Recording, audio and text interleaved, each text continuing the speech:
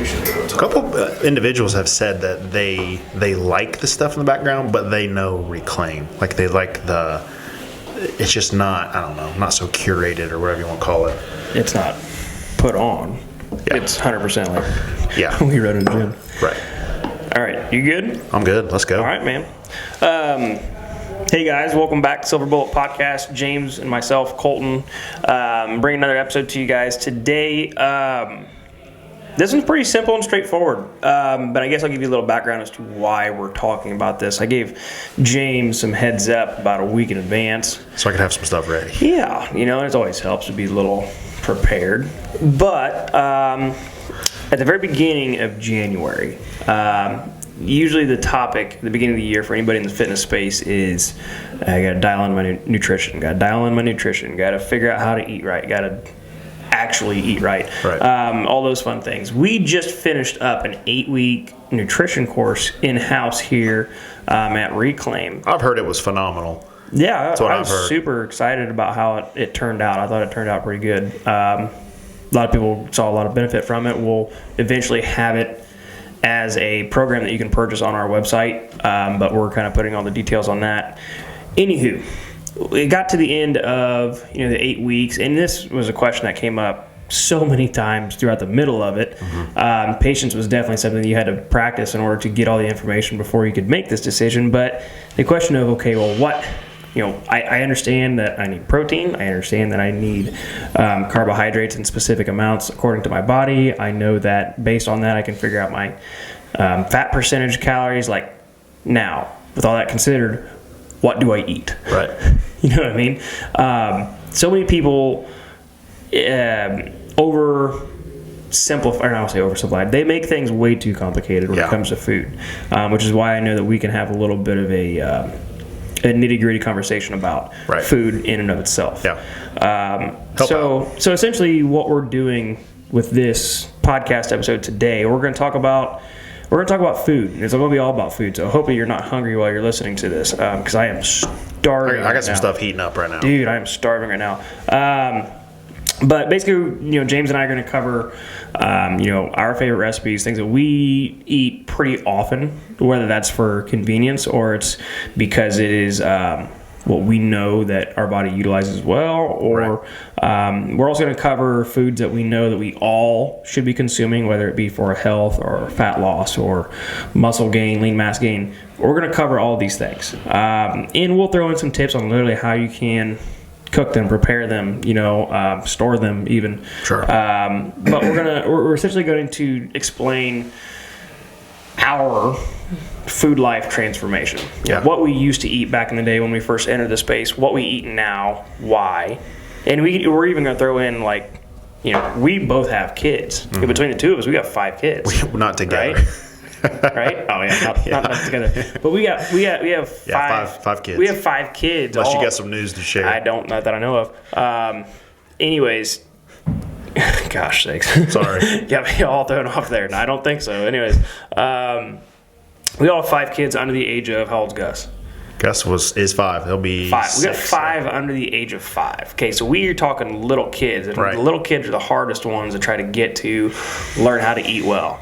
I'm pretty proud of the fact that my kids eat very well for their age. And I know yours do pretty well too. So we're going to share some insight on that. So essentially to start, let's kind of take a trip down memory lane a little bit. I want to say something just to provide a little bit of grace on that topic.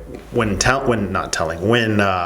talking about food, especially with kids, and when you're talking with parents, we were probably, it was a little bit easier with our kids because we were able to start things right from the bat. At least Jane and I were. I know so many, just even members that Reclaim that struggle in that aspect because they're trying to teach their kids when they're let's say 8, 9, 10 years old. So what I'm saying when I'm communicating, have some grace, be patient when we get on that aspect of things, because what we're going to share was probably a little bit easier for us, and it may not be the ideal. It may not be the easy route for you right off the bat, but it's definitely worth it. Yeah, we're definitely not going to call you a bad parent if Right. your kids aren't eating this way. It's just one of the things that. But it needs to be addressed. It needs to. And for everybody, it takes 66 days to create a habit. And that just means that you have to be diligent for 66 days in order to get your kids to appreciate a specific meal. And we'll get more into that in a second. Yeah, I'm definitely not going to shame anybody for their approach or teach them how to parent at all. Right. This is just a very common question I get. How do you get your kids to eat this? Well, in my mind, it's simple, but I'll explain how I do it. Yeah. Does that make sense? We're probably on the same page. Whether that's as simple to you or not is up to your discretion. So, anyways, let's take a trip down memory lane. Let's stay on you and I for a little bit. Nutrition and food. What did food look like for you when you were early 20s? I mean, you're 33 now. What was food for you like when you were in your early 20s? You were, I guess, kind of explain your training that you used to do and why you used to eat the way you did. Put as much into there as possible so we can kind of paint a picture here. I'm gonna go in 3 phases. Are you good with that? And then you go. I'll go like college, and then I'll go beginning career when I was at Anytime Fitness, and then I'll go starting Reclaim. Okay. So when I used to do a lot more powerlifting and strongman training, I pretty much ate whatever I wanted, when I wanted, and in as much of a quantity as I wanted. Right. I was not focused at all on I didn't just eat junk all the time, but I consumed food for energy and for lifting purposes. I needed food to continue to train the way that I wanted to train. I wasn't really concerned so much about my body fat. I just wanted to be strong. So there's that. Then when I was at Anytime, I started to just really, really learn a lot from guys like Lyle McDonald, researching him. I think what was this guy's name? Brad Pylon. Just other individuals more with a little bit of fasting, but a lot of approach on decreasing, losing body fat. So I started to tailor more to my macros, cutting specific things out at certain times, and I got there for a while. I got super, super lean, but I wasn't as strong. Not that you can't do both, but I didn't like that. And at that time, I was cutting a lot of the foods out of my diet that I do enjoy, and I like the energy that they give me, and I like to perform the way that I wanted, so it didn't really resonate and line up with my goals. Before we started having kids, this will segue kind of into Reclaim. My wife picked up a good book. Look, this is a little unconventional, so if this is something you choose to dive into and read, I recommend it, but just kind of have that understanding. Nourishing Traditions by Sally Fallon.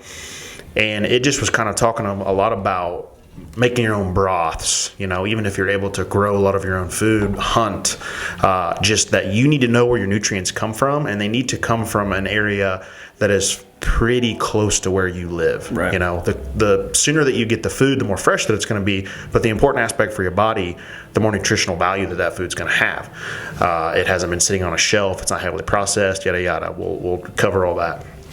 So that really led me to more of the health route, And for a long, long time, I wasn't, for me, so concerned with types or, counting or anything, because again, it wasn't my goal. I just was trying to eat for health, a lot of vegetation, healthy fats, cooking whole, chunks and pieces of meat, not just ground meat and just chicken breast. But getting a lot of, again, nutritional value. So I looked at food different, more for a holistic and a wellness and a preventative measure than anything else. And kind of now I do a blend of, I would say, I still eat a lot of that way, but I eat a lot of carbs because I do want to train and lift a certain way. So there we are. So you and you'll kind of agree, I think, based on even what I've done, we've gone through different phases, but in each phase that we were in, we thought this was the answer. Right. I wanted to get that out there beforehand, because regardless of however you eat right now, regardless of whatever you may be eating in 5 years, you got to be confident in what you're doing is the right thing. Right. And then through the years, just like anything, you pull out the pieces that work for you, specifically for you, and then you make adjustments that are tailored to you specifically. Perfect example, the one-on-one people that I work with right now, I only work with up to 5 people at a time, okay?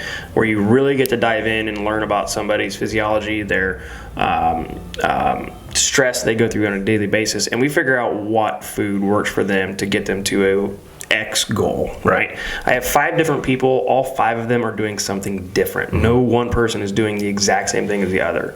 And a couple of them are so far-fetched that you wouldn't even dare bring it up to the general public. It's like, look, there's no way this would work for the bulk majority of people, but I have a feeling this is what you need. Sure enough, everybody's losing body fat, everybody's losing weight. The way that, everybody's accomplishing their goal.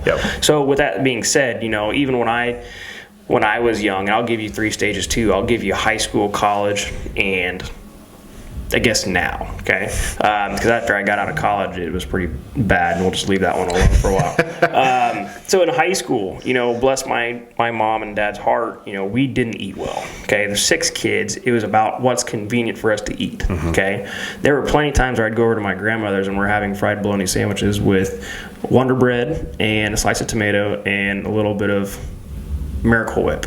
Ugh, I can still taste it to this day. You don't like Miracle Whip? No. We don't have it at our house, but man, I love Miracle Whip. Anywho, so we had the convenience aspect. And half the time during the summer, we were at the ballpark 4 out of 5 or 4 out of 7 days. Like, we were eating, I don't know, what's nachos and hot dogs and stuff. Like, this is just, we had the convenience of it. Right. Okay. Even my lunches in high school were terrible. Granted, I don't expect anybody, unless you're packing your lunches, to have good quality food, but it all ties back into how poorly I felt during high school, because I was doing, a 3-sport athlete. I was in marching band. I was in all these different extracurriculars where literally during football season, I was there from 6 a.m. at school, 6 a.m. to 7 p.m. because I'd have early morning marching practice for an hour and a half. Then we'd have school. Then we'd have football. Even on Friday nights, you have games. You wake up next day, Saturday morning, you're driving 3 hours to a competition for band. Like, I felt so terrible my senior year. I was also about 165 pounds soaking wet. That doesn't suit my frame at all. I just was burning calories. So looking back, it didn't matter. I just needed to eat to have food and fuel. Right. Anyway, so you transition into freshman year, sophomore year, college, okay, I was able to put on some serious weight, okay, and I put on about 30 pounds. Granted, this was structured, okay, this was with a nutritionist, this was with the football team, like, they wanted me to get big, and I got big, but my body didn't like being 215 pounds, it really didn't, especially when they were like, yeah, we're going to move you to wide receiver instead of running back. I'm like, oh, great, I just put on all this weight for this position, and now we're going to cut it back off. But I did find that when I was floating around a very specific position, or specific number, I was at my leanest state. I felt good, but it also allowed me to eat, tortillas every night. It allowed me to have very high carbohydrate stuff. Like, I was still playing 2 sports in college, and training every other day, walking in all the classes. Like, there were no cars on my campus. It was just, you were walking everywhere. You were burning calories still, okay? Fast forward to now, I can't do that, okay? I'm on my feet 10 hours a day. Pretty average day, okay? Running classes, obviously you work out at the gym. Cracks me up when people think that you should be fit because you work out in the gym. Like, it irritates me, actually, because just because you work here doesn't mean the work is exempt from you. Like, you have to do the work, right? I'm glad he does his work. Yeah, but it's just one of the things where, I can't take that style of eating that I did back in high school and college and expect that to work right now. My metabolism is not where it used to be. I have to do everything I can to maintain that. So we've had this transition, okay? Nowadays, it goes through different seasons, okay? There are seasons where I want to be really strong, I want to be fit, I want to be leaner, I feel more energetic when I'm leaner. There's also times, like during the winter, where the sun is non-existent, okay? It's hoodie season. It's hoodie season. You want to be warm and snuggly, and sometimes your body's, okay at putting on a little bit extra body fat. It's also good to take a mental break during those times. Right. My food doesn't look the same as it did then as it does today. Today it's pretty simple. Meat and vegetables. And it's so simple that it's stupid. Yeah. It's meat and vegetables. Right. Like, there's no secret to what I eat. You go look in the fridge right now, I have a fillet and a half of leftover salmon. Well, and that's it. One of the problems, and I'm sure we'll get to this, like, when you say that, though, to the general public, like, hey, all I want you to eat are meat and vegetables, they're like, so what should I eat? I'm like, do I need to just plot it out and kind of just tell you every single day? And I did that with somebody today, actually. And there's nothing wrong with that. It's just that we are so We take this information for granted. We do, and here's the thing, and I just got done reading a book, and it's almost to the point where you start to tie in psychological ideas, and this, don't read too deep into this, but one of the guys that I'm reading about right now ties in a lot of different free thinking of people into why people thought that, the utopia with the USSR and Nazi Germany and everything, they had this idea that we're going to free everybody by removing their freedoms. Mm-hmm. Okay, you are freer because you have less choices. It's easier to think. Don't call me a Nazi for saying this, but if you have less choices of food, that makes a lot of difference for us Americans. Right. So meat and vegetables is what I consume essentially every day. I have a meat, I have a vegetable, I have a protein shake. That's about it. I am not the epitome of health by any means. There are plenty of days where I enjoy my bourbon. I don't have a sweet tooth like I know you do. I have more of my salt tooth, but my days far outweigh the bad days in the favor of the meat and vegetables. And I don't consume carbohydrates that often. I really don't. There are very sporadic days where energy tells me that, I know from a physiological standpoint that if I feel like crap, I probably need carbs. Right.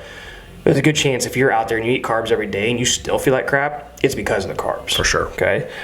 Which many of us have identified. So there you have a little bit of a understanding. Like, what I eat is not special. Mm-hmm. I don't have a specific timing. I unintentionally fast every once in a while, mainly just because I get busy. Mm-hmm.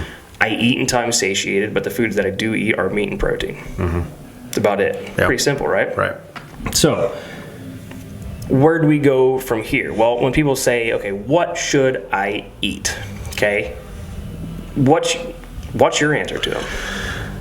Well, let's hang on a second. Let's set some parameters here, okay? Because I don't want to confuse everybody here. Because some people do take our word a little too literally. Right. You're somebody who wants to lose weight. To be more specific, you're wanting to lose body fat. That's 99.75% of our population. Okay. What do I eat? My approach on this has changed a little bit. In the past, and again, if this is your philosophy, I'm not saying it's wrong. I've found more success with what I'm going to go over now. Instead of telling you the thing or the things to remove, I want you just to implement some healthy stuff. So, like, what should I eat? More than likely, you're not eating enough vegetation. Like, you're not getting enough nutrients, micronutrients into your body on a regular or on a given day. You're trying to do it through a supplement, whether it's a multivitamin or whatever. Not that that's wrong, but food's always going to give you the best bang for your buck. It's going to do way more for your body than anything else. So what do I need to eat? You need to eat more vegetables, because there's chances that you're probably not eating any at breakfast, lunch, or dinner. And if you are, it's a little bit probably at dinner time, and some of the things that you assume are a vegetable aren't. So that's where I start. Along with that stick of butter. Yeah. Right. I 100% agree. I'm going to go ahead and say, and I'll differ from you a little bit since you said the vegetables, which I totally agree. There's still, in my mind, there's not one person out there that should not be eating vegetables. Well, and we work with like a little bit of a different audience. I'm working with individuals that, especially coming on new, may not have any scope of this whatsoever. Yeah. You're working with like a little bit more of a moderate / advanced. And that's the next You're hoping that someone's taught them eat some vegetables. Yeah, so that's step one. You're brand new to this whole thing. Like, don't worry about what you should cut out, everything, because cutting out can be stressful and it can just lead you right back on a negative feedback loop, and you're right back where you started. Instead, start implementing things that are good. Mm-hmm. Now, say you've done this for a while. Say you've done it for a couple of years. Okay, I eat vegetables, James. Now what? Well, my thing would be you don't eat enough meat. Perfect. And I said meat intentionally. I didn't say protein. Okay. I get it. There are people who want to be vegetarian, express veganism. That's fine if that's your choice. There's nothing wrong with that. I like to hunt. I love to hunt, and that's fine. There's nothing more pure than wild game meat, in my opinion. However, there are specific nutrients that come from meat that you're not going to get from vegetables. And in order to get the amount of protein that your body needs, you need a lot of vegetables. And it's just one of the things where we talked about, food will always give you the most bang for your buck. You don't want to have to take supplementation after supplementation to give your body what it needs. Okay, it can be done. Okay, but I've seen more people go through vegetarianism and become more obese because of how backwards their gut gets. Right. You know what I mean? Like, a Twizzler is gluten-free type deal. You know what I mean? It doesn't necessarily mean it's a good thing to consume. Yeah, just because something has a marketing label doesn't mean it's helping you reach your goals. So that's the next thing. And we covered protein quite a bit in the 201 course. Like, look, your body needs somewhere between 0.7 and 0.9 grams of protein per pound of body weight. That's for females. For guys, it's anywhere from 1 to 1.2. Okay? And as you do more physically intense exercise, it needs to be on the upper end of that scale. I almost always factor people's protein on the upper end, because if they tend to undereat, at least if they get close to it, they're probably right in the ballpark where they need to be. Right. Little reverse psychology for you there. So protein is definitely the next thing. So you need to eat vegetables and you need to eat protein. Let's go through a given day with one person who figured out that they need to eat a little bit more vegetables, they need to eat a protein, and what does their day look like now from a food standpoint? Sure. Give me some ideas. I think we can go down this rabbit hole two different ways. You're going to have the individuals that say, well, I need something quick, fast, easy, convenient. I'm going to tell you you're full of shit. I'm glad he says that. No, you're good. Prepare your food. Yeah. That's the thing. That's kind of what we're getting at. Nobody gets lean on convenience. Right. Nobody ever has. Yeah. Nobody ever will. Protein shakes won't do it for you. You have to make your own food. Sure. So the question then becomes, this I guess would be the two-part. Do you want this goal, or do you want convenience? What are you after? If you just want convenience, there's going to be something that probably has to sacrifice because of that. More than likely, what it is you want to reach. More than likely, it's your time. Right. I'll just answer that for you right now. You're going to have to sacrifice your time. That means not sitting in front of the TV on a Sunday when you could be doing this. It means not being on your phone for an hour before you fall asleep at night. Like, you're gonna have to sacrifice your time in order to make it happen. Yeah, and this is probably a whole nother podcast we need to do, but we've lost this idea and this concept that everything in life has to be easy. Prepping food, making food, cooking food, acquiring food, growing food, all of those things. Like, that's just like real stuff. Like, we should just do it. The irony in that is that when you figure out how to eat meat and vegetables with every meal, it is easy. Right. That's the irony in it. It's that we've been so far removed from what we considered to be convenient, right? That we can't even comprehend the effort it might take in order to make a very simple quote unquote meal. There's plenty of ways we can go about this. Just because I had already answered this with a couple people throughout the week, I'm going to go ahead and start on this. Let's say you're somebody that, I need to eat protein, I need to eat vegetables. What do I need to eat? Very simple. If you wake up in the morning, you're somebody that eats breakfast. Your breakfast should be essentially meat and some kind of fibrous or dense vegetable. Okay? Why? Your meat selection, which, by the way, it doesn't have to be eggs. Okay? Eggs are very fatty. Doesn't mean they're bad for you. But if you're going to eat something that actually was moving an animal's muscle, that means it's going to have to be something that's not a traditional breakfast item. Okay, you can eat chicken for breakfast. Right. You can eat steak for breakfast. You can eat ground turkey for breakfast. It's quite crazy, but it's actually very good. I think one of my favorite breakfast things in the world, and granted I don't eat this every day, but if I was somebody trying to lose body fat with a vengeance, I would be eating probably some type of ground meat and green beans. And the reason why I'd eat ground meat is because it's already pre-digested. It's going to be a little bit easier on my digestive system. And what I mean by pre-digested is the digestion process starts when you start chewing. Half of that's already done for you because it's ground meat. It's what you mush. Yeah. So now it's going to allow you to maybe even eat a little bit more. Okay. Yeah. If anything, you're going to eat a lot during the day. It should probably be at breakfast, especially if you're somebody who trains in the afternoon or evening. Right. Would you agree? Yeah. And really quickly, I want to just get this out because all the time, like, body fat loss, body fat loss, body fat loss. Why are we so, hardcore on the body fat loss? Because 70% plus of our population in the United States need to decrease body fat for a health measure. Yeah. We're all about health, but the realistic statistic. There's a correlation. Right. Usually the lower the body fat you have, the healthier you are. Right. There's plenty on the other opposite side of that. You get too low, you can still be unhealthy. But, but that's not the bulk majority. So we want to help you lose body fat so you can be healthy, and there's easier ways to do it. Yeah, so breakfast, you can eat a lean meat, Okay, let's say you ate ground chicken. Let's say it had some kind of taco seasoning on it, and pick a vegetable. I'd choose green beans.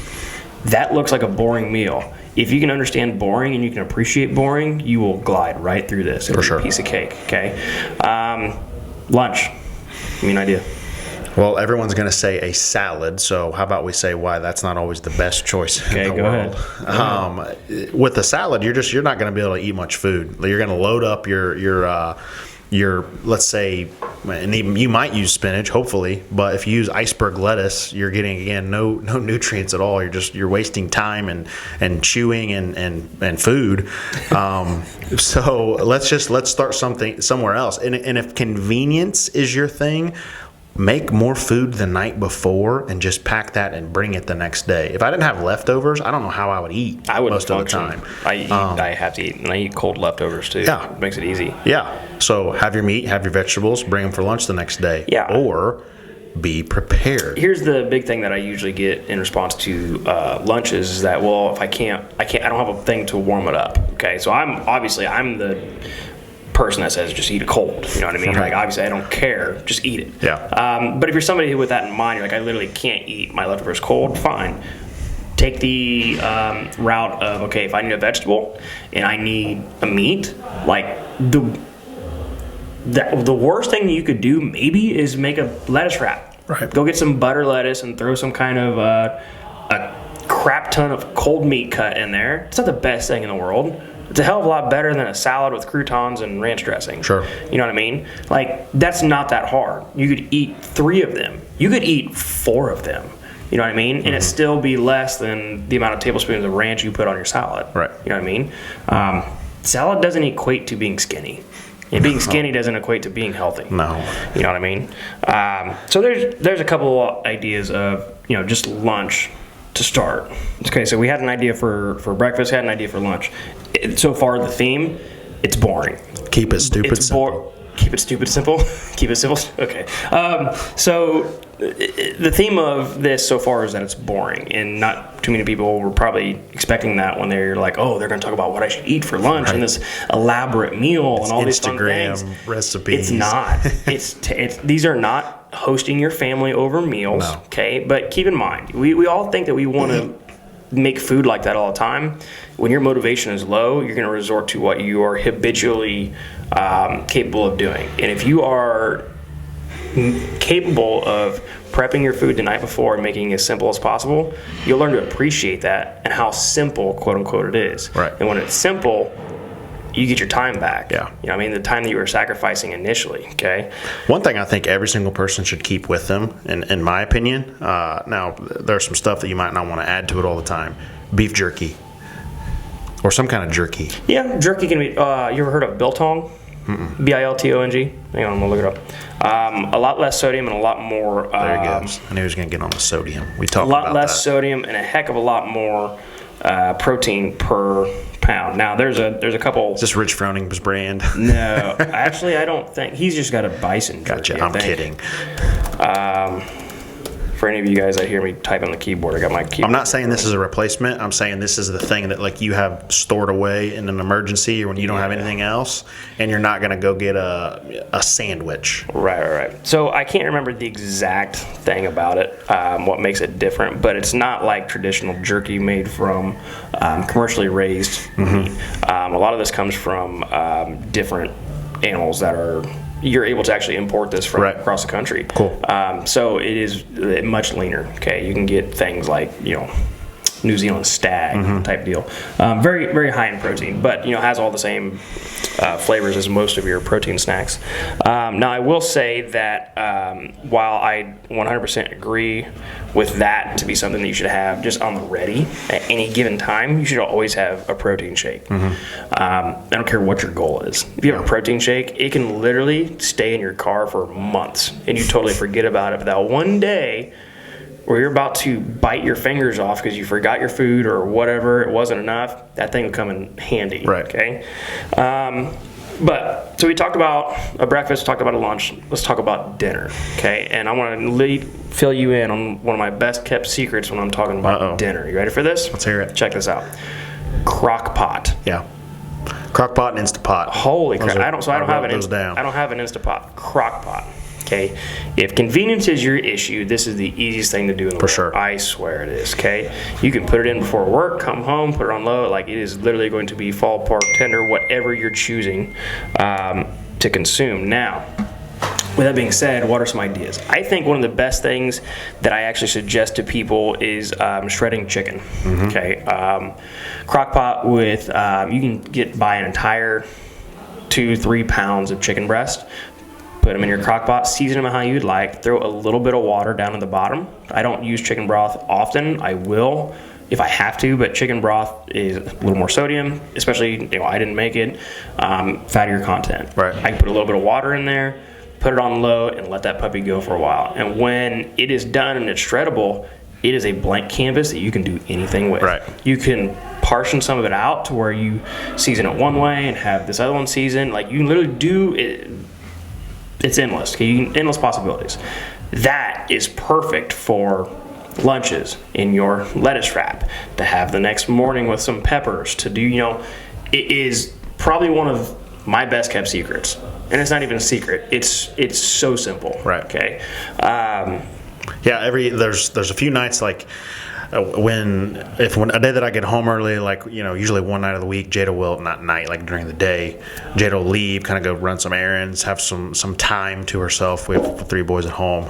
She needs that. So yeah, like, that's always the night where we're like, all right, hey, what are we making in the crock pot? What are we making in the Instapot or whatever? Because again, it saves time, and you have a plan in place, ready to rock and roll. Absolutely. That's the biggest thing. Everyone, you just got to either sit down and personally make a plan, sit down with your spouse, your family, whatever that looks like. But if you're not making a plan, you're going to fail. So, all right. Plan. How does that phrase go? Plan to succeed, or plan to, if you fail to plan, you'll plan to fail. Right. Something like that. Yeah. Anyways, Thanks, George. Yeah.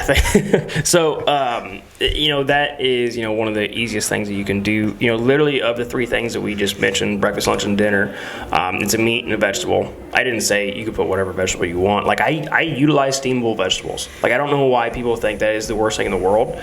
If I'm getting a vegetable that I know is not local to me, the hell's the difference? Right. There's nothing that is giving you any lack of nutrients because it's frozen, flash frozen, or because it's raw. Okay. Even if you get something raw, guess what? It was still shipped on a 4-day train here from the West Coast. Okay. And even if you're somebody who doesn't consume enough vegetables, like we said at the very beginning, why the heck are you saying, like, oh, well, because it's not perfect, I shouldn't eat it, so I'll just go back to doing what I was usually doing. Like, make the next best step. Yep. Okay. I shop at Aldi's, I shop at Walmart, I shop at Kroger. We don't have a Whole Foods or a what's a couple that of the other stuff's ones. super overpriced. That's what I'm saying. So, like, Sorry, we're out here in rural cornfield, southern Indiana. Yeah. Like, we have to make our best choices based on what we have. You can eat plenty healthy. Sure. There are plenty. Would we love to all have grass-fed, hormone-free beef with every meal? Yes. Is it feasible for everybody? No. Right. Okay. Go buy frozen turkey at Aldi's. You can become healthy with that. Yeah, okay? just make the best choice you can. The best choice you can. If the best choice you can make is making 3 pounds, or is buying 3 pounds of shaved chicken breast from the deli, do it. Right. Do it. You're not going to be chastised by one person if you're sitting there eating a wrap that has 10 grams of protein per wrap. You know what I mean? Like, that's an excellent decision to make. You can't overcomplicate it. When somebody says, what do I need to eat? You need to eat a meat, and you need to eat a vegetable every day with every meal. What about fruit? I didn't say fruit. Yeah. Eat a meat and vegetable. There's a good chance that if you are asking me, well, what about this? What about that? That's probably the thing you need to get rid of. Right. That you're overindulging in, right? Yeah. Now, there are plenty of exceptions, and there's exceptions to every rule. And these aren't necessarily rules. These are guidelines. Yeah. Okay. This is the guideline to accelerate the result. Yeah. Okay. So now let's say let's flip the coin real quick before we run this thing too long. Let's say you're somebody who's trying to gain weight or gain muscle or athlete, whatever. Okay. What should your meals look like? Eat. Yeah. Yeah. You want to elaborate? I think it depends on the. it depends on the age of the athlete or the individual coming to us, and kind of like the season that they're in.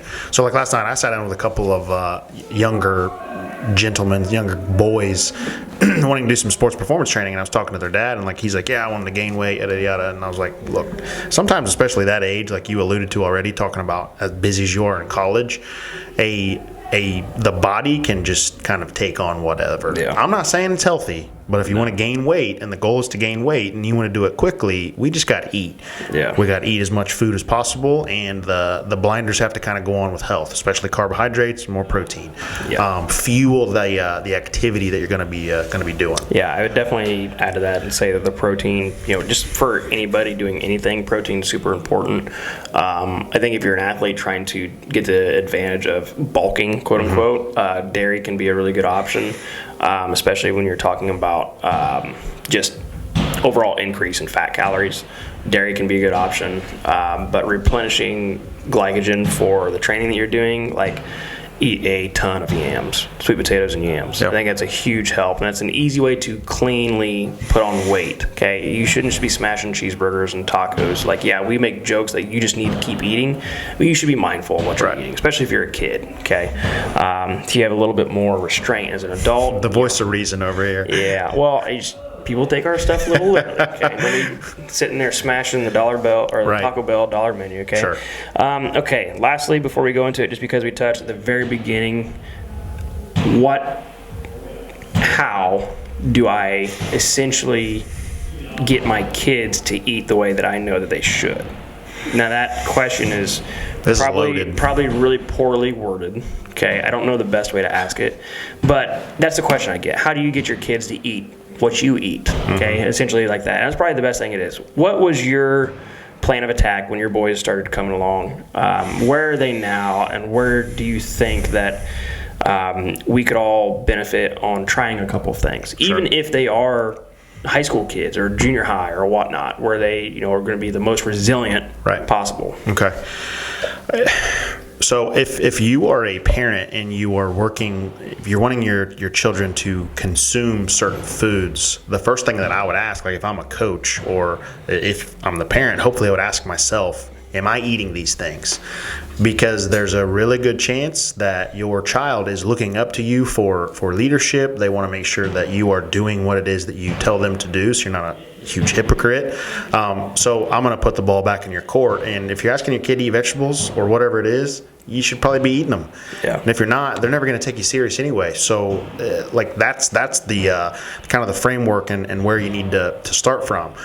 If you're working more with, if you have, like, let's say an infant or, child starting to eat some solid foods, like, you just need to continue in the process and, in my opinion, not give them a lot of the junk, if at all, and continue to give them real, healthy, nutrient-dense foods on the regular, no exception, and just stick to your guns. Have conversations with, your peers. Have conversations with potentially grandparents, and just let everyone know like where you're at. Family. And having those hard conversations potentially, but they're very fruitful and rewarding once you get through that, because number one, maybe they'll change the way they eat, and now everyone knows where you stand, and they're probably going to help you out, or you need to have another hard conversation. Yeah. There are a lot of different areas that I want to pull from when I talk about this question, just because I was not the first in my family to have kids. Okay, I'm talking about my siblings, right?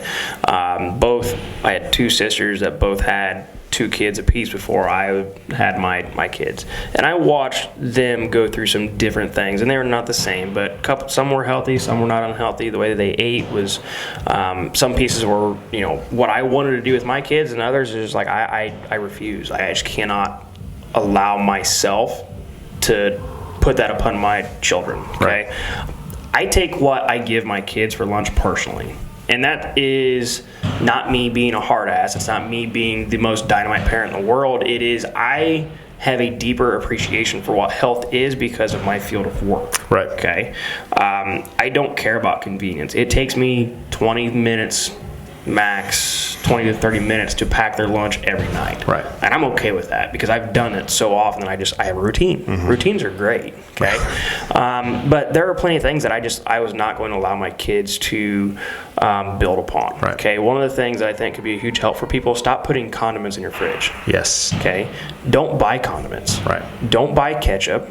Don't buy ranch. Don't buy salad dressings. Don't buy any of that stuff. That stuff adds up. That stuff adds up huge. Here's the thing. Most of them in there are now made with high fructose corn syrup. Okay. The most anti-nutrient thing there is on the market. Okay. Don't buy any of that stuff. Yeah. Don't buy anything that comes in a bottle. It's so super easy to do. And don't try to navigate it on your own. Don't look at, well, this one says it has this and that. Just like you said earlier, just because it has a label doesn't mean it's good. Right. There are a lot of loopholes in the labeling stuff that should be illegal but somehow aren't. Okay. Don't buy condiments. It's the easiest thing you can do to help your kids with maintaining a little bit of healthy integrity when you're making your meals. Yeah.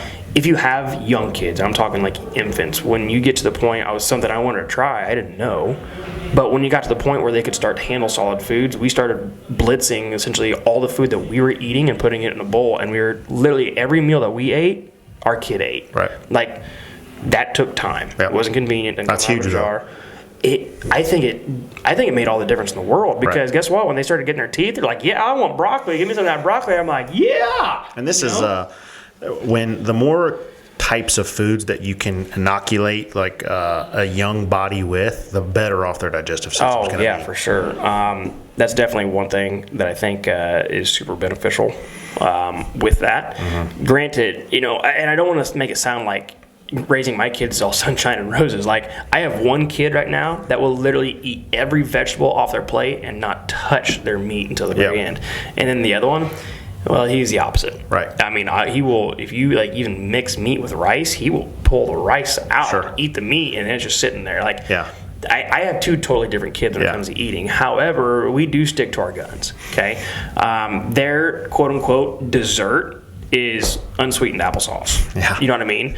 It's like fruit. It's like that is such a treat for them. But they have to eat all their stuff, and it's something that we started at the very beginning. Okay. Here's the thing. This should be its own podcast, probably. Oh, and it should. And we're not going to get too far deeper into this, but like the last person that you have to kind of identify when you're talking about how do I get my kids to eat well, it's got to start with you. Right. If you don't eat well, why in the heck would your kids eat well? Yep. If you don't eat well, why are you going to buy groceries or food that they should eat when you're not going to? Yeah. If you eat like crap, if you drink in excess, if you do all these things that are not what you want your kid to do, that should be motivation enough for you to change. I would think. I'm not a psychologist. And the point that I made earlier, about eating, you need to do it so your kids don't think you're a hypocrite. When I was not always the best vegetable eater, and I kind of saw this in. You still aren't a good vegetable eater. I'm much better now, and this is kind of my point. Like, I started to see my boys kind of like push that stuff off the side, and I was like, this is not good. Like, all right, like load them up, like bring them on. Let's because they have to see me a wooden spoon. Do it, and that's the thing. Well, we celebrate that. You know what I mean? Like, I remember the very first time we got Emmett to eat a green bean, like a French green bean. We made this huge commotion about it. Every time they're on their plate, they're gone. Yeah. And then he just looks and he goes, yeah. And we start, like, if you make a big deal about it, especially with kids. Sure. You know what I mean? Like young kids. I think that is there's a couple things I think all parents need to hear, and hopefully this is encouragement. And you kind of already mentioned it. Your kids will go through seasons. Our middle, Teddy, Thaddeus, he used to eat every thing in front of his plate, never complained about whatever. And right now he's kind of in a season of I just want rice. I don't want vegetables. I don't want protein. I just want rice. That's all I want to eat right now. Yeah. But the thing is we're doing our due diligence, and again, more rabbit trails. You don't just give your kids what they will eat. And if that's your philosophy, you do your thing, you're the parent. But my approach is more probably how my parents raised me. Look, this is what we cook, this is what you have, and if you don't want to eat it, it'll be there later and you can have it then. Yeah, you're gonna go to bed. Right. And we've implemented that too. It doesn't make you a bad parent. No. I really don't believe so. Yeah. And there's probably people that would crucify me on that. But the thing is, there's obviously great intentions behind it. You're trying to develop a pattern, you're trying to develop. I don't even know the best way to go about explaining myself here. That's a respectful thing too. Well, yeah, it's definitely respectful. If I go to your house to eat something and I'm like, I don't want what you guys made. What else you have rice? That is not a good thing for any human to take into their adult life. Yeah. So anyways, that's one of the questions that comes up. I think even going back into the things that we suggested you to try, or the listener out here, for breakfast, having that chicken and green beans. You have the lunch, you have the wrap. Like, how many times we've made lettuce wraps for our kids? My daughter thinks it's the coolest thing in the world, right. Especially when you threw a couple crunchy bell peppers in there. Yeah. You know what I mean? Like, we're wrapping up lettuce wraps for her, and the other kids at the daycare, they're eating dinosaur chicken nuggets. You know what I mean? That's a no-brainer on my end. Whereas, for dinner, we have that shredded chicken from the crock pot. And when Lenny comes home, or our kids come home, and they're like, "What are we having for dinner?" I said, "I have chicken. What would you like it to be?" And they have this input now. Like, we can have tacos, or we can have taco salads. We can have buffalo chicken. My son loves buffalo chicken. There you go. Believe it or not, it's crazy. Yeah. And you have all of those options, and then you have an interaction with, okay, what kind of healthy food do you want to eat? We don't say that. What kind of healthy food do you want? It's just. It's food. Yeah, it's a conversation. Food you want. Right. Yeah, and then it starts with having a conversation. That's a definite psychological piece that we could go into. You're changing some generational stuff there, but because you're communicating about food, you're making food something that they can learn about, and you're doing it in a process that the kids enjoy. Yeah. And that's huge. Yeah. If the kid wants to learn, they're going to implement it. The biggest thing is that you and I. Probably grew up a little bit differently in the food that we consumed. We're still perfecting our craft. Right. It's not 100% all the time. We don't claim it to ever be, but we at least implement our own teachings quite often. Right. Okay. So regardless of where you're at when you're listening to this, if you're somebody who just got done smashing an ice cream sandwich, it can change. Okay. Take it out of your mouth. It can change. Okay. And if you're somebody who's struggling with getting kids to eat well, it starts with you, okay? Right. If you're still struggling and you're doing everything right, that's okay. Continue to lead by that example. It will catch on, okay? I just know it will, okay? Eventually, just like all kids do, they learn up to realize that mom and dad were right about most things in life, okay? Yeah. So stay with it, okay? Meat and a vegetable. Do that for 70%, 80% of your meals in a given week. You will see results. Yep. Okay? Anything else you want to add on that one? Boom. Silver Bullet Podcast, guys. Thanks for tuning in. We'll catch you next week.